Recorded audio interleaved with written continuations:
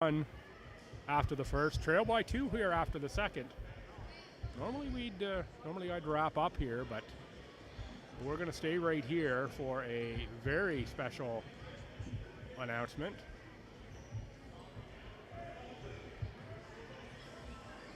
Number of kids out on the floor here, and of course one of the very special things. Please have no one on the court. We're about to make an announcement, so the kids, if you can just go sit down, please. Nobody on the court. 15 on the board here. Not sure how much of this you'll pick up, so I will narrate along with the folks as well at home.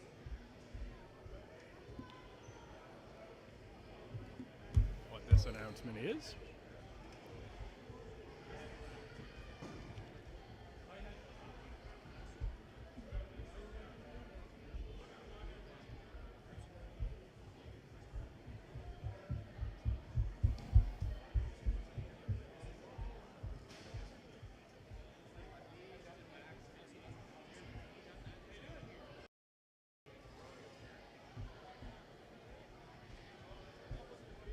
I'm guessing we'll lose the lights here in the gym momentarily as well for this announcement. There is video presentation here to go with this.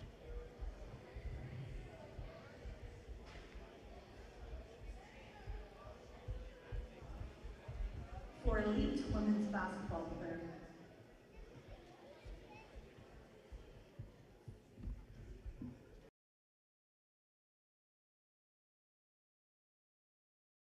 For a very exciting announcement.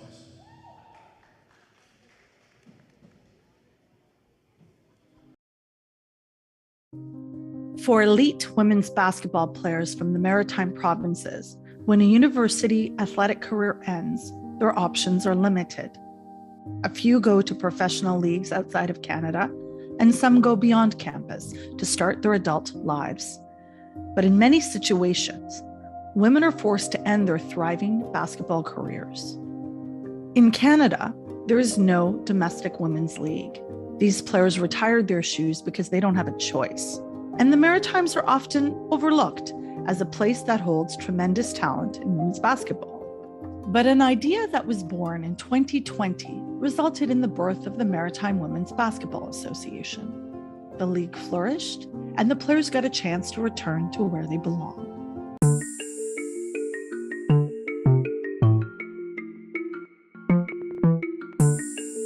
Well, I love this game. I've loved it since I was 9 years old, and having the opportunity to come back and on the floor, I'm physically capable, and I thought, why not? I think we should continue to play and do the things that we love for as long as we possibly can. It's been phenomenal. Such a great mix of ages and stages and abilities and experience, and I think we've all meshed really well together, and it's such an amazing experience.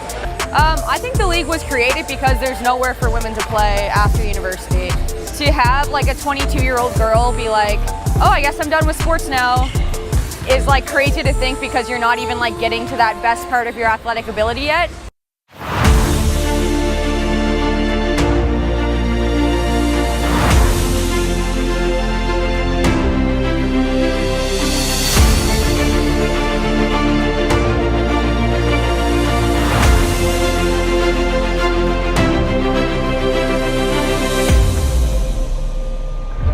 Miramichi, a weather-hardened city in Atlantic Canada.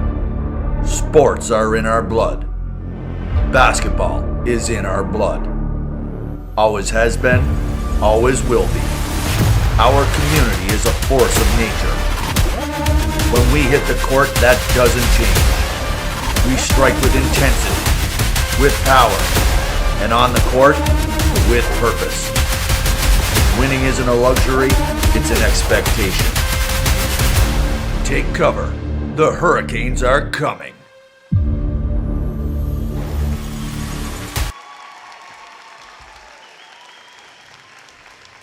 Yes, folks, we are excited to announce the newest member of the Maritime Women's Basketball Association. Will be right here in Miramichi, and will start playing in April of this year. Basketball fans, please welcome the Miramichi Hurricanes. At this time, we would invite head coach of the Hurricanes, Brittany Sullivan, to say a few words.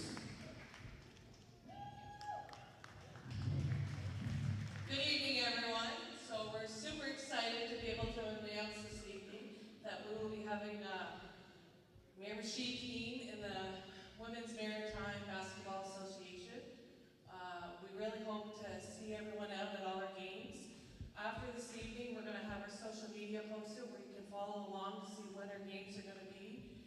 And we really hope by bringing a team here that we will inspire young girls to continue to play basketball and one day perhaps play in this league. Thank you.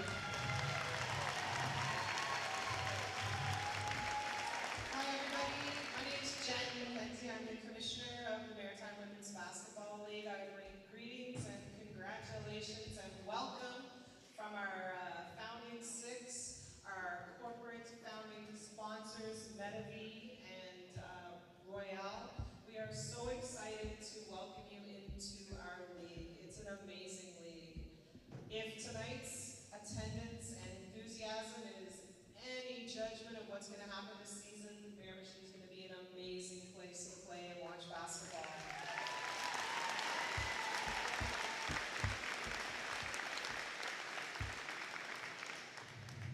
To the Miramichi team that's gotten this team off the ground, Jim, Brittany, Whitney, girls, welcome, thank you. There's been over 120 players that have been able to be involved in the MWBA thus far. We're entering season 3 and we are so excited of the potential to have basketball here. So welcome, let's look forward to some great basketball and congratulations. We also have some local talent here that will be suiting up for the team this spring. Please welcome Bailey Black, Cassidy Hamilton, Tristan DeRoche, and Ashley Cordes. Just some of the homegrown talent in the court this spring for the Hurricanes. Now, who would like a t-shirt?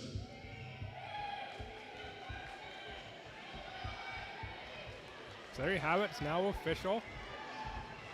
Miramichi Hurricanes, latest member of the Maritime Women's Basketball Association.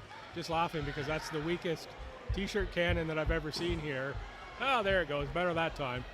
First one didn't make it only about 3 feet. The next one made it into the stands. Lots of Miramichi Hurricanes t-shirts here being given out to the kids. What a warm welcome as well from Commissioner Jen Lloyd to the Hurricanes. Got a number of prospective players on hand here for the Hurricanes from AUS and ACAA experience as well. We got a couple more. Come on, nobody wants a t-shirt. Let's go. Come on, make some noise. Strong group Make some noise. of organizers, volunteers in the Miramichi franchise. And what a great video presentation as well. A little bit added to it from the preview that I saw earlier today. Provided a bit more context around the league. And important, of course, as well, Commissioner Jen McKenzie Lloyd, who also officiates in the league and has done just about everything in basketball. Appointed commissioner this past fall. On hand as well for this. Made the drive up from Halifax today for this. We going back tonight. Back into the classroom to teach tomorrow. Very pleased as well to have Jen and Jimmy Waters, Mr. Miramichi Basketball. First name I think of, at least, when I think Miramichi Basketball, is Jim, on hand for a recording of the Late Scratches podcast earlier.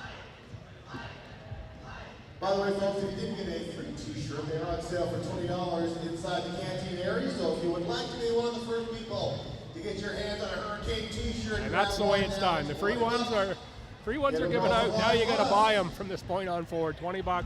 Already have some on hand. That's pretty good work as well. And great to see some of those Hurricane t-shirts on the go.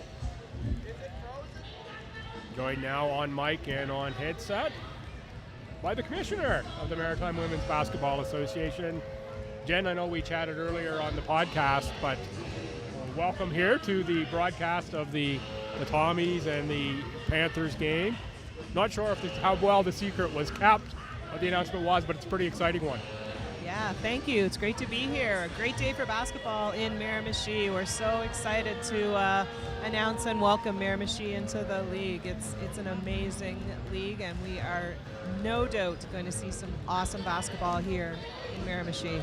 And just an incredible crowd on hand for this announcement. Like I said during our halftime show, if today's crowd for all the games is any indication of the support that this team has, it's guaranteed to succeed. The energy, the enthusiasm, I mean, there's about 50 kids out here shooting basketballs right now. It's a great atmosphere. It's exactly what the MWBA stands for. Exactly, and at the the most important thing is an opportunity for another 14 women to participate in basketball post-secondary. Exactly. To date, there's been over 120 athletes play in the MWBA. It's a great stepping stone for those athletes that have finished their university and college career and still want to play more. But it's also a ground where first, second, third, and fourth year students can hone their skills and still stay involved in basketball during transition times. The age range in this league is immense, and everybody's here for the same reason, their love of basketball. A little early to talk about it, but 'cause I know it's not final and things will change. But the plan is for a 10-game schedule, 5 home, 5 road games. That's the current plan. Yes, that is the plan. We did a tournament format shortly after COVID. It was a great setup, but we really want to develop those city rivalries, those gymnasium atmospheres one-on-one, and we feel that this 10-game schedule is really going to accomplish that. It's going to be anticipation for every game. Yeah, and we won't give too much away there in terms of what the schedule does look like, but you don't have to be a math whiz to know that with 7 teams and 10 games, that gives you 6 opponents. There's going to be a little bit of imbalance in the schedule. Just part of making it work for the league, and the league has been so good at making it work to date, and will continue to be that going forward. They have. The communication between franchises has been one of the things that's impressed me most about this league, and everybody from top to bottom is in it for the right reasons. So at the end of the day, everybody's going to do whatever's best for the league, and if that means an extra trip here and there, I think it'll be what's best for the league. Yeah, and what a great time of year to play in that May, June time frame. Travel is good. It's usually pretty good weather. You're not dealing with the same issues that you are potentially this time of year and through January, February with certainly snowstorms and ice and all of those things, and the players fresh off their post-secondary season, some of them, and others of course, as you mentioned, the wide age range. It's just going to be an exciting product here in the Miramichi too. It is. The biggest thing is going to be the community engagement. I think having the girls from the community that are going to be able to play is really going to excite the crowd. There's going to be moms, there's going to be daughters, there's going to be kids here that are going to come to watch their relative. So it's going to be an amazing experience. And that might now be my new favorite logo in the Maritime Women's Association. Might be that Hurricanes logo. Those colors look amazingly sharp on a t-shirt. Yeah, little Miami inspiration there from Coach Jim Waters, I believe. But yeah, it's pretty sharp. And of course, the unique spelling of the Hurricanes as well. Love it. So Hurricanes, Hericanes. In terms of that, really just such a great name to spotlight what's going on in the league. And there we see more t-shirts. They're not the ones that are given out. That's somebody who's already taken money out of their pocket to buy a t-shirt here. I know, it's fantastic, and that just goes to show the enthusiasm that this region has for all of their teams. And Jen, I know you were watching this game here between the Tommies and the Panthers. You do a lot of officiating, and a good crew on hand for this one.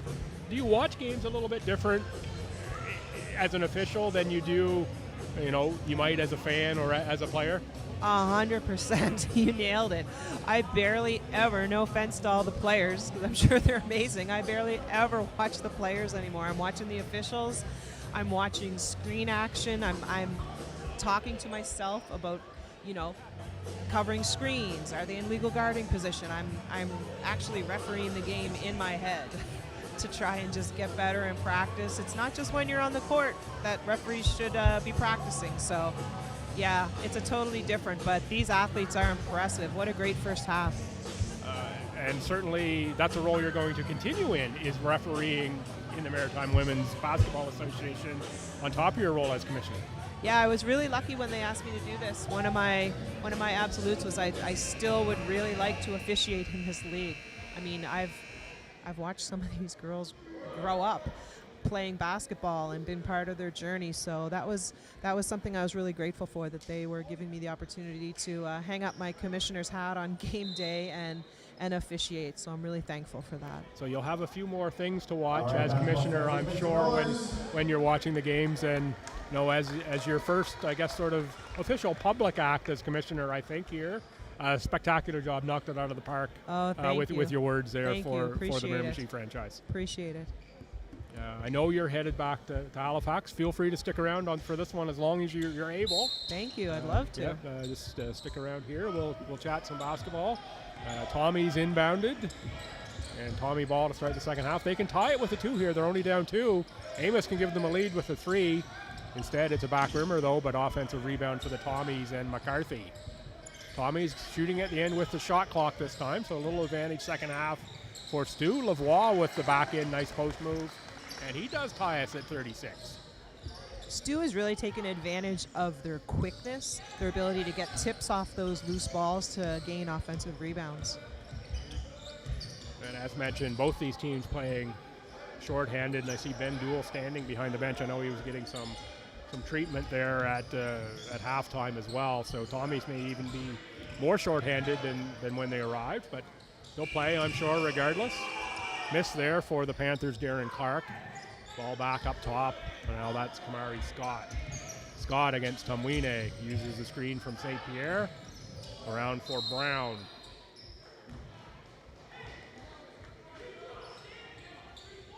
Offensive foul called on the Panthers. It's on Cameron Clark. Foul to UPI number 5, Cameron Brown. Pardon me, Cameron Brown.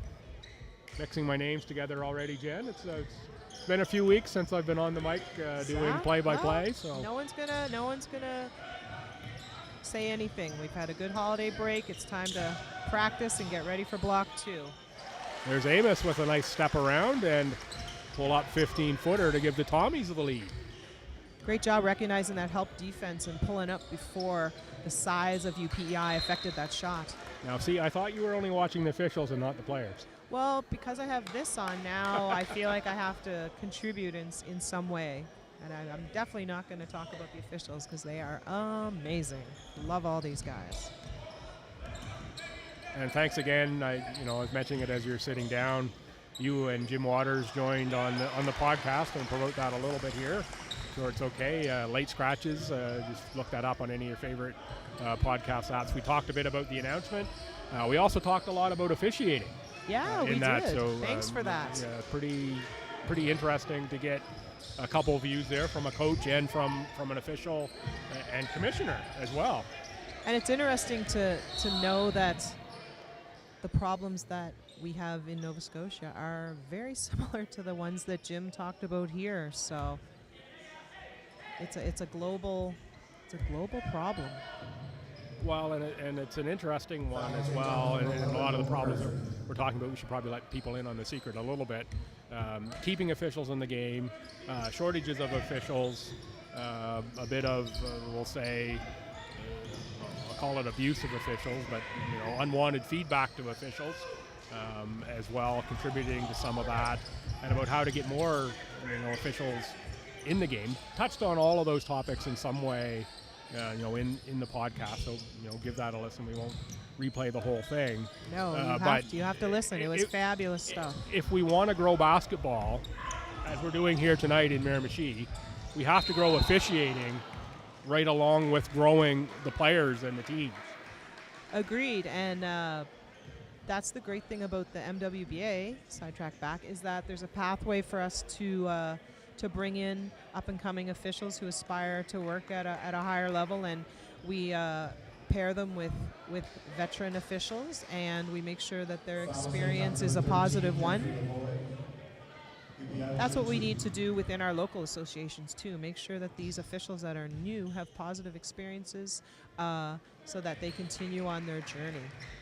Pretty athletic play we just saw there. Cameron Brown way up in the air in that one. Didn't finish it with the dunk, but goes to the line to shoot 2. Makes 1 out of 2. And there he finishes it with the dunk. Wow, he jumps so quickly.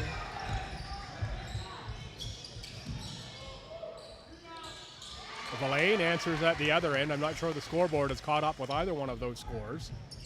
Scoreboard shows there's 42-39 in favor of the Tommies. We're having such great conversation here. I haven't been watching the board quite close enough. Tommies out in front.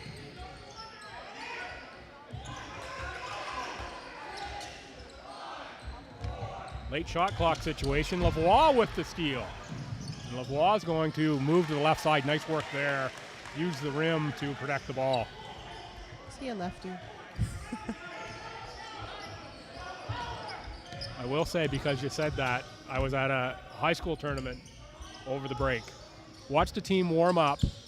I read this on your social. 8 straight minutes they warmed up shooting in the left-handed layup line where you can shoot a layup, you can shoot a shot. They shot a total of 5 proper left-handed layups.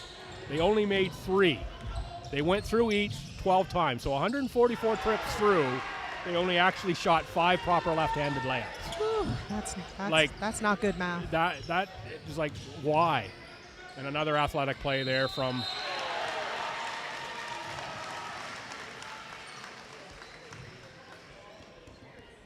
the Panthers, resulted in a dunk, and then Lavoie answers at the other end with an and 1 attempt here. Great job getting to the basket and staying on balance and using his body to keep that shot blocker away. Tommy's +3, Lavoie with a chance to make it +4. 2 subs in for the Tommies. Still yet to see Caden LaValle. No surprise there. LaValle, say, play sparingly for the Tommies in the first half, and this game, when you're not part of the regular rotation and you're playing, say, up a level in an exhibition game, still not surprised that he's not going to get a lot of floor time here, or hasn't thus far at least. Panthers came big with substitutions out of that last whistle. Foul whistled.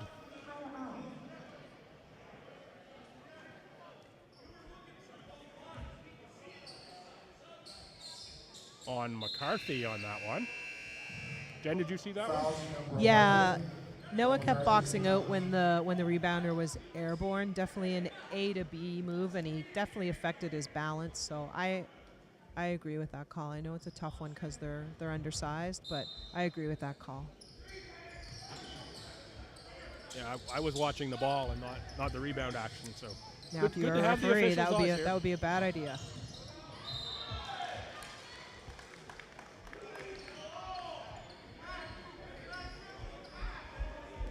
Out of bounds, off the Panthers, over to the Tommies. Florian to the high post here. Lands for the three-pointer. Left that one short, but it's tipped out to McCarthy, who drives. Blocked inside. Out of bounds to Stu.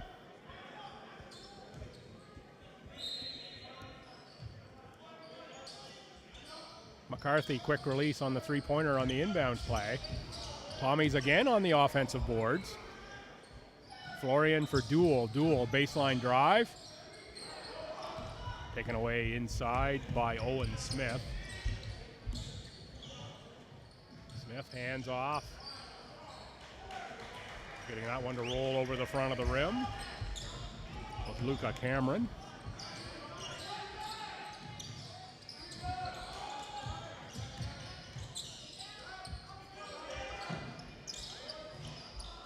Lands front rim on the three-pointer, rebound Panthers, but McCarthy on the takeaway, and 2-point score. It was so quick and athletic. He gives 100% every time he's on the floor. Yeah, he's a fun player to watch for a whole lot of reasons. He's very emotional on the court as well by times. That's a fair adjective. Yeah, you can see the way that he plays. He's in it. Three-pointer made that time by Owen Smith. Ties us at 48. Oh, nice look inside. That's Villain on the score. Both teams are really sharing the ball well. They're making that extra pass to get a much easier look than they would have otherwise. Coach Glenn is looking a little increasingly unhappy on the Panthers sideline, though. A little board and court action there. Off the glass scores 2.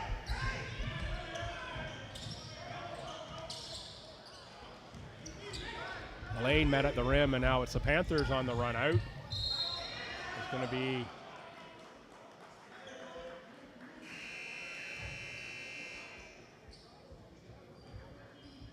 foul on Bendoul on the push. Lavoie Tamwine back in. Foul taken up from 14. Bendoul. Tommy's 4th foul of the quarter. Panthers only have 2. Tied at 50. Three-pointer, front rim, rebound Florian, off for Dool. Ahead for Lavoie. Lavoie in the post. Gets to the rim. Scores the bucket. Foul on the Panthers in this one as well. Going to go on number 6, Hager. Foul team begun number 6, Christian Hager.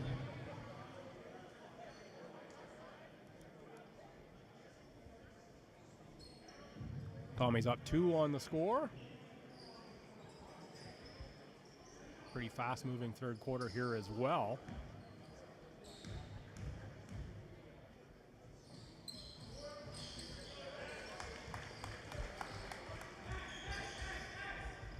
Lavoie finishes the three-point play.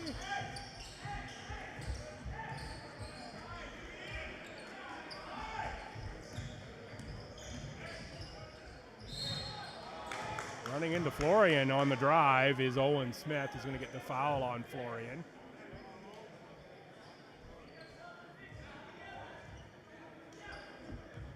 The intensity has picked up in the third quarter for sure. The intensity has definitely picked up.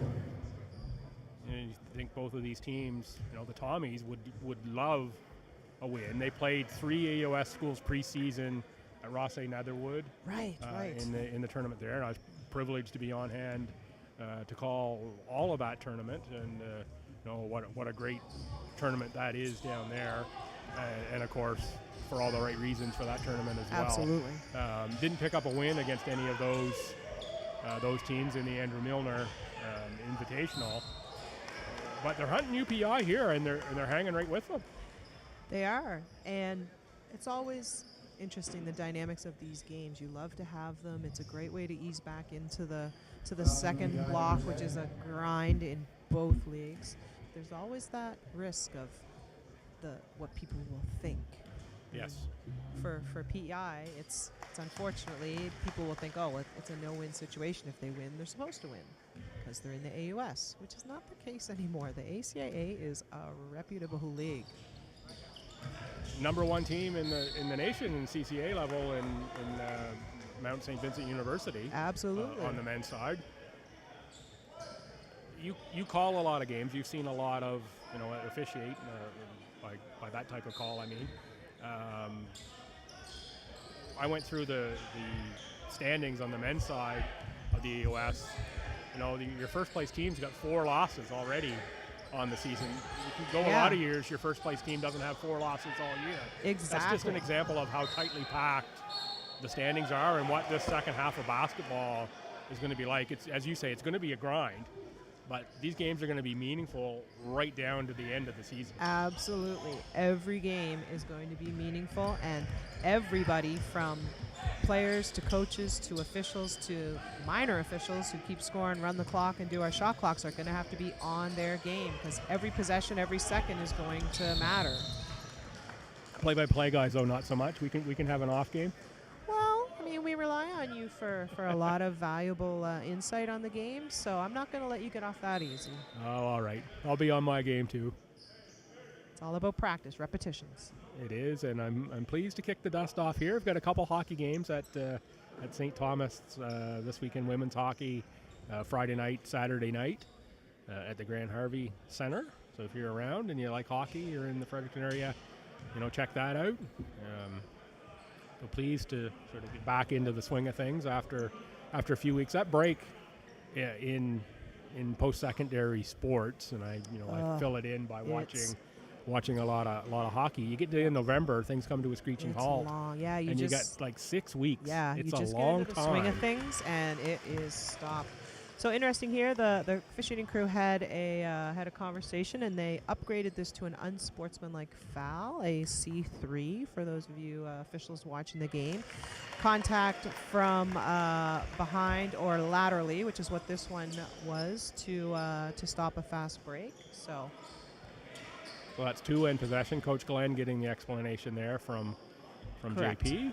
And 14 seconds in the front court to shoot again. Right. So that's a big foul in a close game. 100%. See if the Tommies can capitalize with another score. Kamwine makes it a triple. Big swing that time up the court. Tommies suddenly up 8.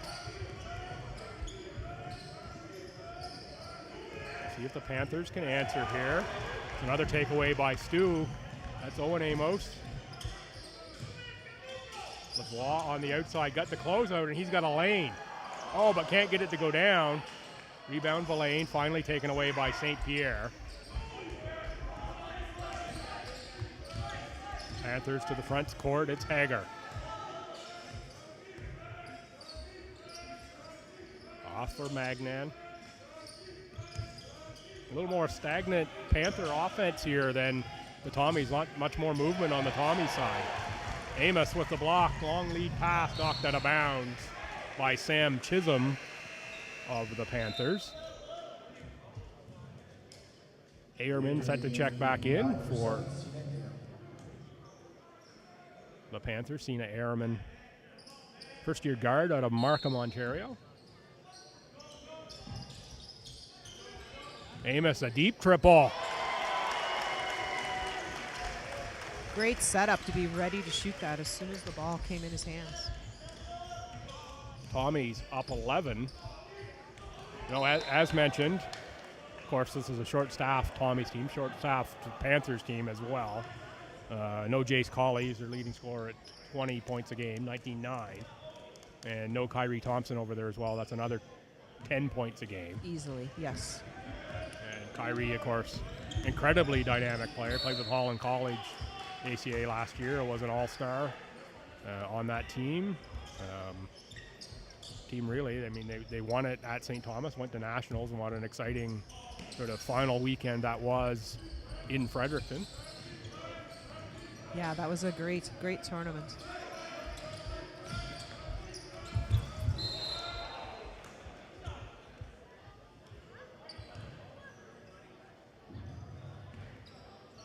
Foul, St. Thomas number 11, Noah McCarthy. And no surprise, we're getting some check-ins here on the phone from Mr. Janes in Fredericton. What's he got to say? Oh, he's just wondering how things went with the announcement. Oh, good. Yep, same here. Sina Ayerman to the line. Makes the first to make it a 10-point game. 47 seconds to go here in the quarter.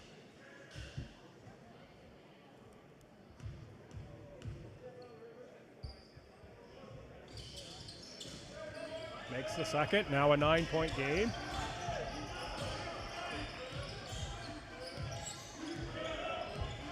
See if the Panthers can get a stop on this trip up. The Tommies really been scoring in this quarter. There they get the miss, but it's Villain to Amos. Oh, and that's one he's going to be thinking about later on tonight. That's a little bunny off the glass. UPEI's height and athleticism, I think, rushed that shot a little bit. Inside St. Pierre against Villain. Shoot over him if he wants. Instead, it's Ayerman on the curl. He misses the lay-in, but it's again the athleticism of St. Pierre. Skies in the air and tips that one in.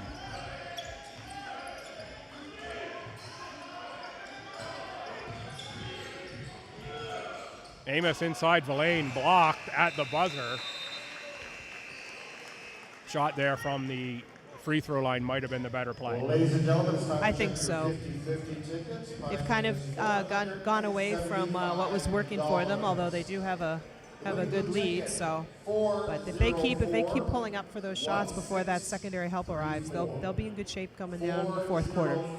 So good 50-50 prize here as well, over $500 in the 50-50. That's a pretty good prize here. Just Do you want to get some tickets? We'll split if one of us wins. it's probably too late now. They've drawn the number. Oh, darn it. Probably be a little suspect if. Yeah, if we could engineer that one, then we could buy We the win. winning ticket number after they've drawn it.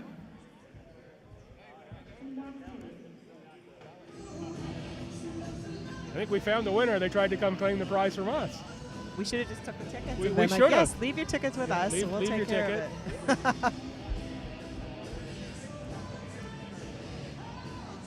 We'll be validated on the far side for that spectacular prize. Sporting a River Hoops logo sweatshirt, so that's nice. Yes, and pretty spectacular crowd here. I'm just looking around and can't quite get the number, but you almost need a can opener to put more people into the stands. Oh yeah, it's great. It's been like this all day, right from the junior game this afternoon, leading up right through the senior girls, the Special O game, and now to cap off the night this. It's been a great basketball day here. So what was it like standing out there with the announcement of the Hurricanes and looking back at the crowd? What was that feeling? When they cheered, when he announced it right before the video started, when everybody cheered, I got goosebumps. It was amazing. Just you feel so good knowing that the league is going to be, that the team is going to be embraced by this crowd into the league. I'm excited already. Yeah, and it's, as we talked about on the podcast, not to keep, referencing people to our to the podcast, but it is a good listen. That if there is a basketball or a sporting community in New Brunswick, the first one you think of that will embrace a team, it's Miramichi, like hands down. I'll say that as a guy from Fredericton. That's something. When Miramichi is the first thing you think of when you think of embracing a sports team, they'll make it work here. I have no doubts whatsoever. Nice drive there and good finish inside by Kamari Scott, right into the chest of Ethan Tumwine. Ethan was real close to drawing a charge there. That was excellent defense. Oh, and Amos with the triple again from deep. He is hot here in the end of the fourth quarter. He's going to pick up the foul there, though. He's pretty comfortable in his home gym here. You can bet he's put up a number of shots. How many shots would you think a kid would take in their high school career in their own gym? Oh my goodness! If they're a skilled player like he is, tens of thousands. Tens of thousands, and he's been probably playing here at this gym through minor basketball as well. That's right. So obviously, clearly tens of thousands of shots he's got up here. Just it's amazing when you think about those things, like how many shots that you would take in a day or in a practice or in a whatever, to get there and then, come back as a university player. Got to be pretty special for he, as well as Evan Villain, to come back into this And atmosphere. real nice gesture. I'm not sure if they start in the regular season, would they? They do. Coach Hickey varies the starting lineup somewhat, so they have both started this year, I believe, and certainly have in the past as well. What a nice gesture today to give them the start regardless in front of their home. Tommy's on the fourth attempt inside. It was Lavoie on 2 rebound attempts, and finally Florian. Tommy's lead back up to 8. St. Pierre with a miss. Tumwine with the rebound off to Amos. Ahead for Florian at the center court. Lavoie on the drive, loses the handle, I think, off his foot.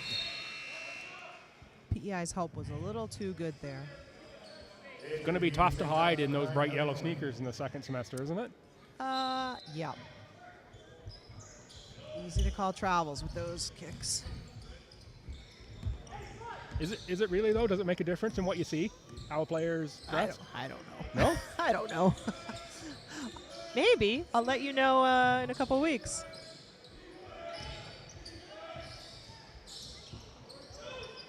I'm back from the high school days where there was a team sneaker and everybody went to the store and you got that sneaker. Oh, wow. That was, that was a thing, and almost everybody did it. And now it's certainly way, way more individual. That was a thing back in the day a number of years ago.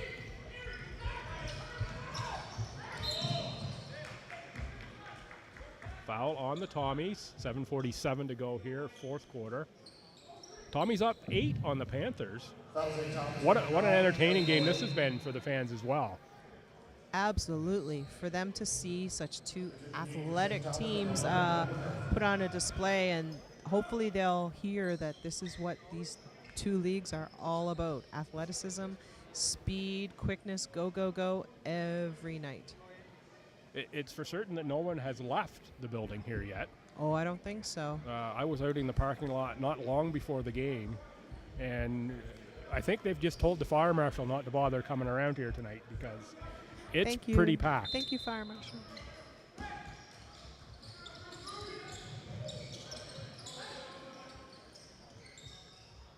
St. Pierre on the outside, Amos giving all kinds of space. They work it inside for Kamari. Scott jams himself on the underside of the rim. Ahead for Amos. Again, the size of the Panthers forced the hurry on that one. Agreed. I don't think Coach Hickey will mind the miss too much. Was the right play. Tommies with the takeaway. Inside on Gonzalez Longarella. He dribbled, didn't have the ball. Tommy's on the takeaway. Once those couple of shots come down, Amos looks really comfortable out there, doesn't he? Absolutely. He's running the plays, sending people through. Florian blocked. He's going to draw the foul. Looked pretty clean up top, but looked to be the body down underneath on that one. Yep, definitely.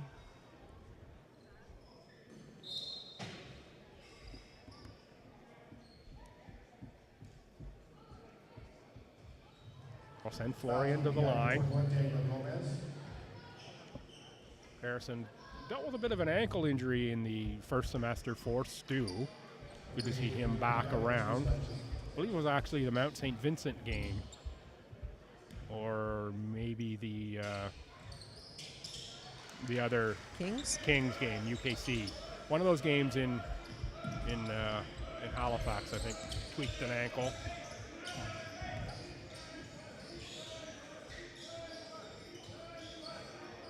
Keep an eye on this matchup with Noah McCarthy and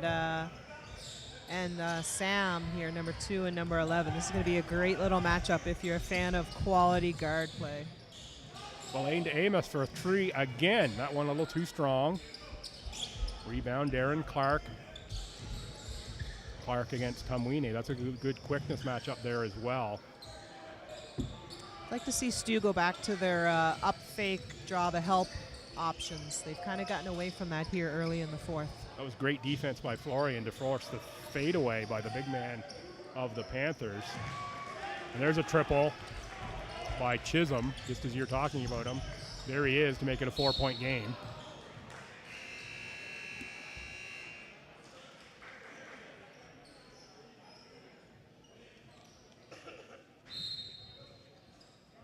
Lavoie and Lands will check in. I'm not sure we've seen Bendul this half for the Tommies, number 14. So he's got a little extra tape around one of those knees on the bench than he did to start the game.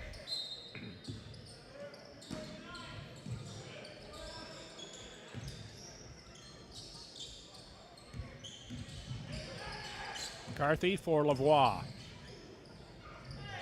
Lavoie left that one short, and now he's going to pick up the foul, being too aggressive on the rebound. Coach Hickey, I think, wanted a foul on that drive by Lavoie. But in my opinion, that was all offense-initiated contact. The defense had established legal guarding position, 2 feet facing your opponent, and Lavoie totally entered the defensive cylinder. I know the optics of it looked bad, but at this level, I'm okay with a no call on that. It's amazing having an official on headset here with me to explain things that I can only dream about explaining in ways that make absolute sense. I can just say no call, and you can say why. So thanks for joining here for the second half. No problem. It's the best seat in the house. It is the best seat in the house. This is like front row seat. I did not expect this when I left home today to be calling a game nor sitting in the front row.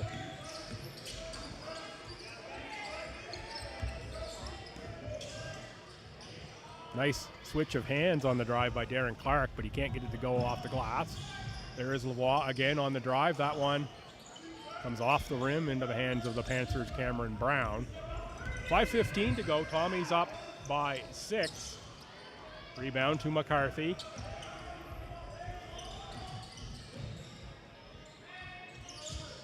Amwine gets contact, steps back. McCarthy for the deep 3.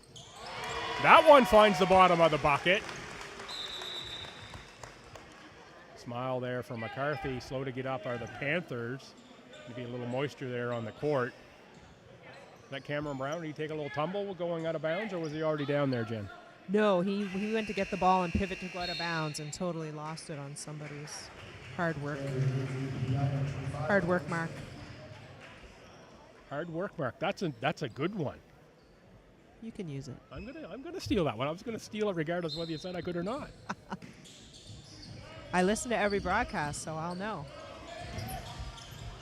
I don't know when you'd have time to listen to every broadcast. You're right. You're right, I don't. Oh, Verlaine can't get that one to go. That was around the world and back out. Tommy's up 9 and Verlaine on the steal, 1-on-2.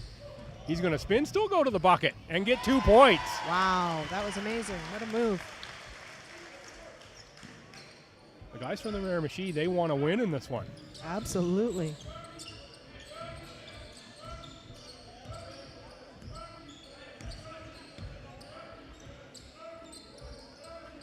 Panthers into the front court in the corner. That's Chisholm. Ball back again. 15-footer.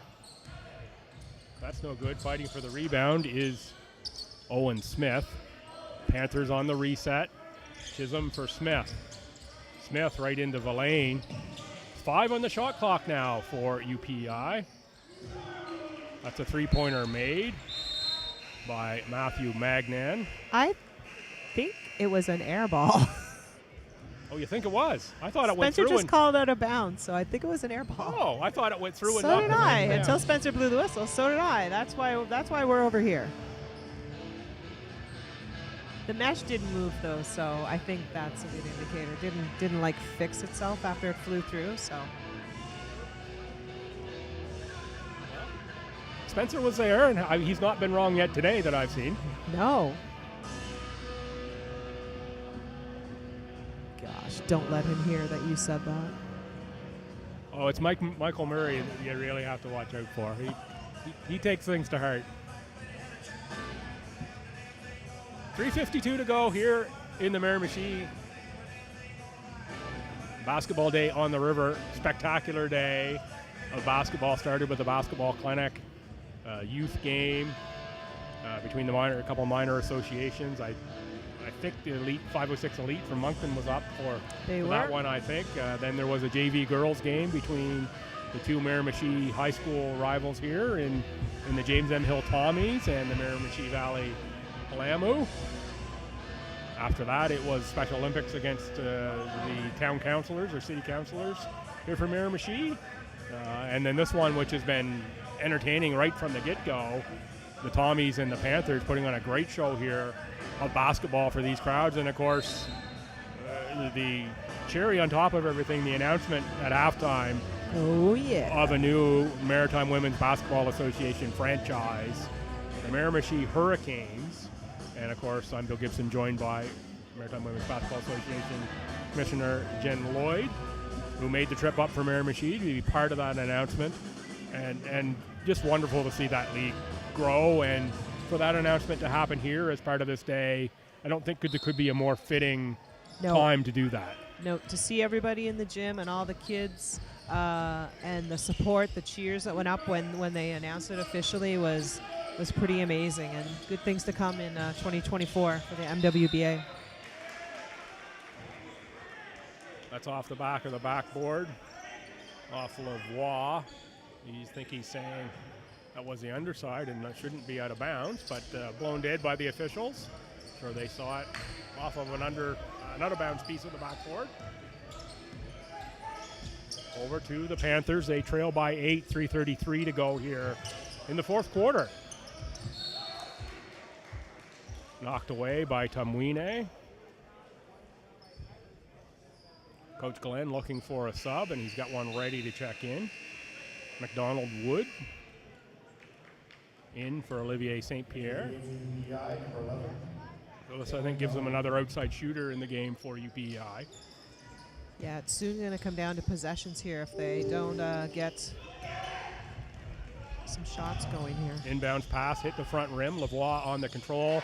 Ahead for Tamwine, and there's a three at the other end. Big bucket for the Tommies. Lead up to 11. Lots of time left, still over 3 minutes to go in this one for UPI to stage the comeback, but they're not going to do it on plays like that. No, it was a good read. The passer needed to put a little bit more mustard on that pass to get a little bit higher bounce.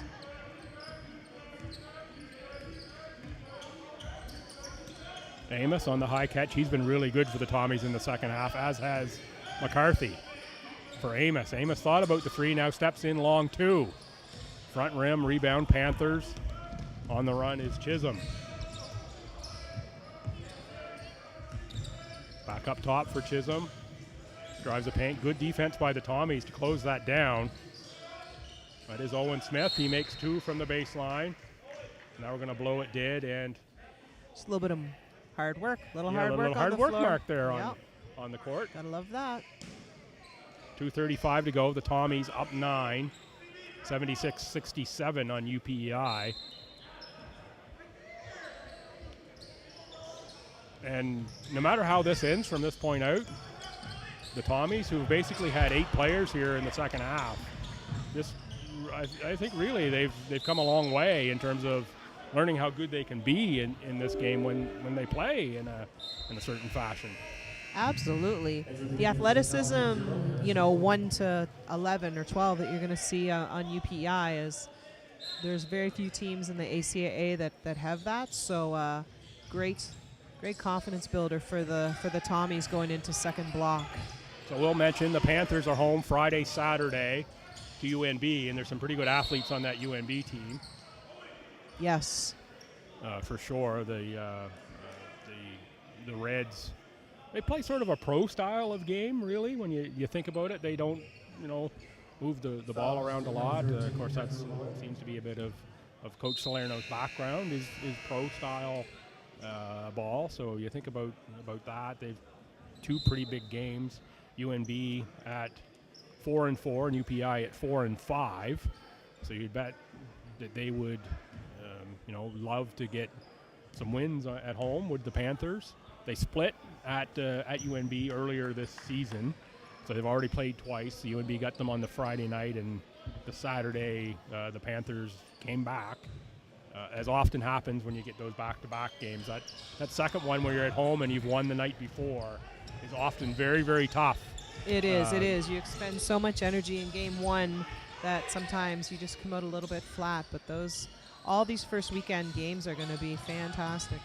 They are. The Tommies, they are off until next weekend, where they play Friday night in Moncton at Crandall, and then they're home Sunday afternoon to Mount St. Vincent on Sunday the 14th. So they've got a really big weekend starting out, and what a great setup for the second half this game has been for them to get this level of competition against UPI. And we'll say it again, it's a short-staffed UPI team. It's a short-staffed Tommies team. It is what it is here at the break. But, hey, they're going to play with who you got, and you're going to get into these situations throughout the year as well that you got to play with who you got. Absolutely, and what a great opportunity for some of those lower bench guys to get some minutes today and realize that they can compete against great competition. There's a great opportunity there for McCarthy. Just left it off the back rim. Now UPI is going to get the opportunity to shoot the 3. Missed there, but rebound to Villain. Minute 30 to go. The Tommies up 9. Have to think if they get a score here in this trip, it gets really, really hard for UPI. Yeah, we're running out of possessions here. Tommies know it, and certainly very smart players on the court. Tamwine loses the handle there without getting a shot up. Panthers on the run, and they're going to finish with a dunk over the front of the rim.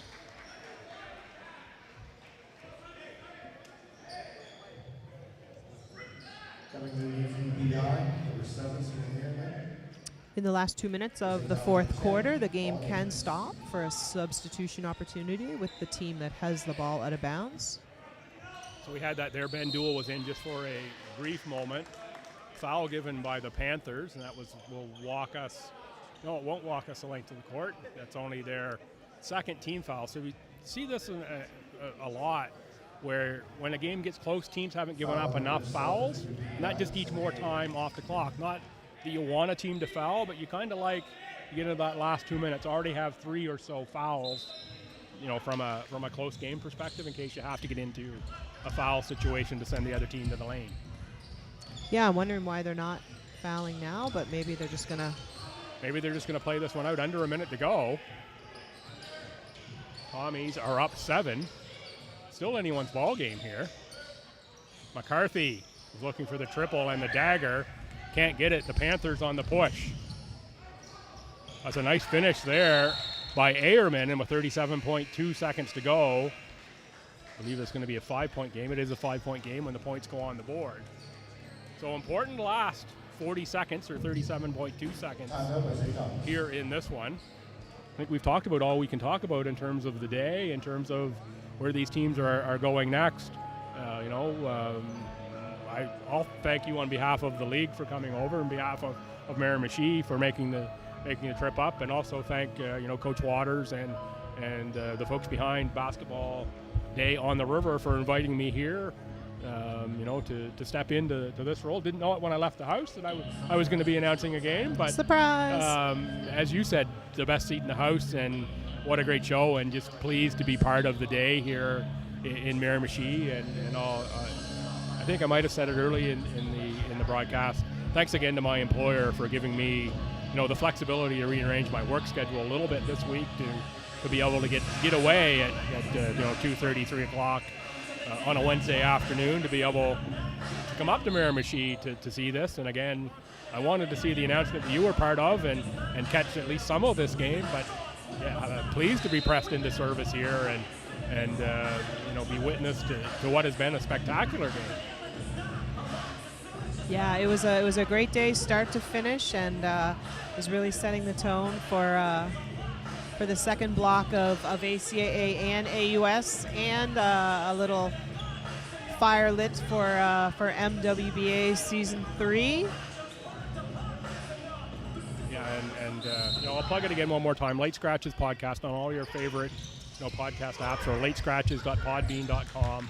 Available there. We had a great chat I had a great chat with Jen and Jimmy Waters on the announcement on Basketball Day in Miramichi, on officiating, on a whole bunch of stuff. Check that out if you get a chance. First time we've taken the podcast outside of Fredericton, and wish we could have had Brad Janes here, my usual co-host. Certainly was unavailable, and missed him on that. But it was certainly a great day here. And final 25 seconds, the Panthers with another takeaway, down by 5. A score here would really make this an interesting one. Rebound Villain. Now the Tommies don't need to shoot. They do need to get it over half, though. They do. There they've cleared half. Now the Panthers have to give the foul. McCarthy down hard, but he's pretty happy to take the foul there. 9.9 seconds. So we're at a 2-possession game here now. McCarthy a chance. No, he does not have a chance. Nope, We're one more. still not One yet foul in to bonus. give. Ben Duell in for Owen Amos. Still a foul to give here. Again, we just talked about that, in a late and close situation. No, it's actually 4, so it's penalty next. Penalty next one, yeah. Right. Like now. Oh, or not now. Or not now, no. Time's going to run out here on the Panthers. And it's going to be the Tommies picking up the win over the Atlantic University Sport UPEI Panthers. 76-61.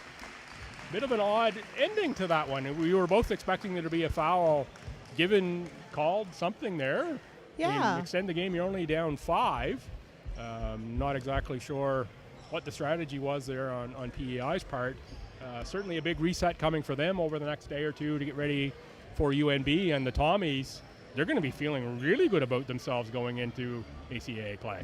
They are, for sure. They came with a great game plan. They sort of negated UPEI's athleticism by taking advantage of some late help defense, and really did a great job of playing within their capabilities and taking advantage of their quickness. And we'll stay here for player of the game and then wrap up immediately following that. Again, Jen, thanks for joining me here for the second half.